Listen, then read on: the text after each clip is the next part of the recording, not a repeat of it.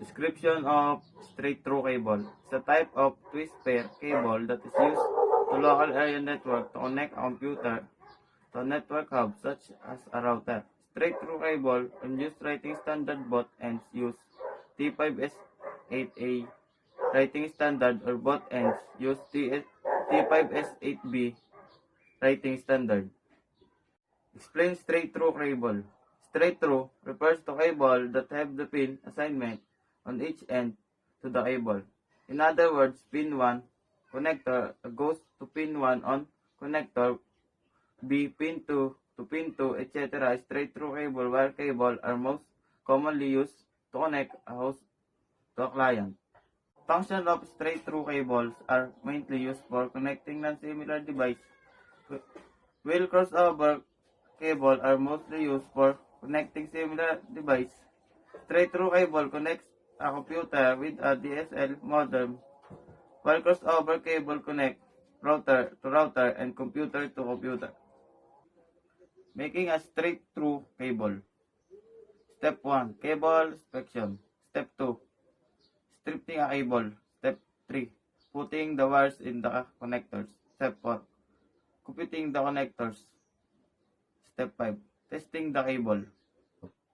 Step 6. Strip the cable jacket about 1.5 inch down from the ends.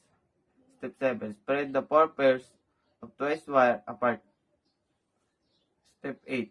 Untwist the wire pairs and neatly align them in the TS568B.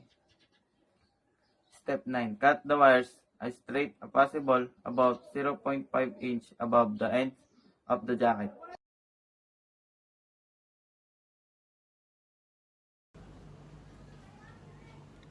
What is crossover cable?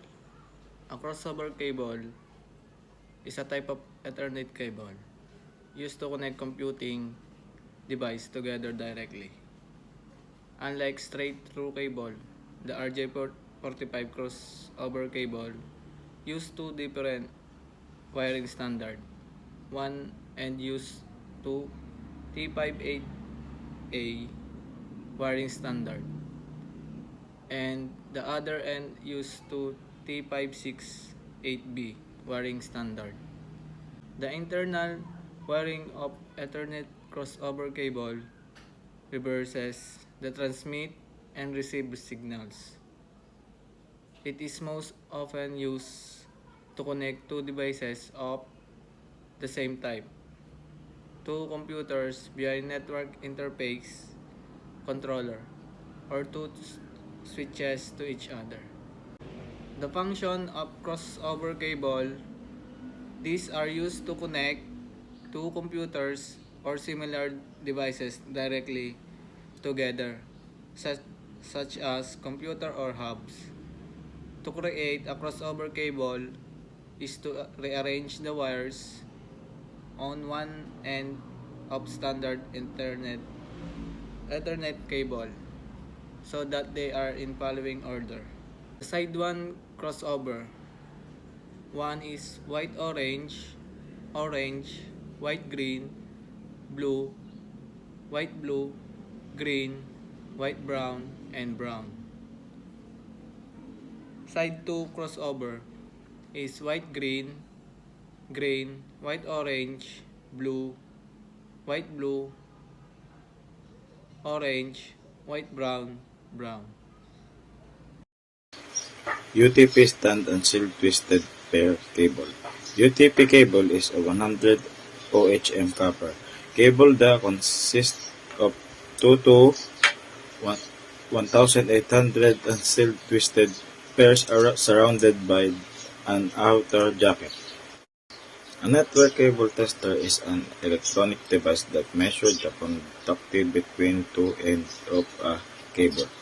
It also checks the measure signal of correct wiring. A crimping tool is the device that used to make cold weld joint between wire and the controller through deforming one or both of them to hold the another. A special controller is used to joint metal together in instance of cramping its to affixing a controller to the end of the wire.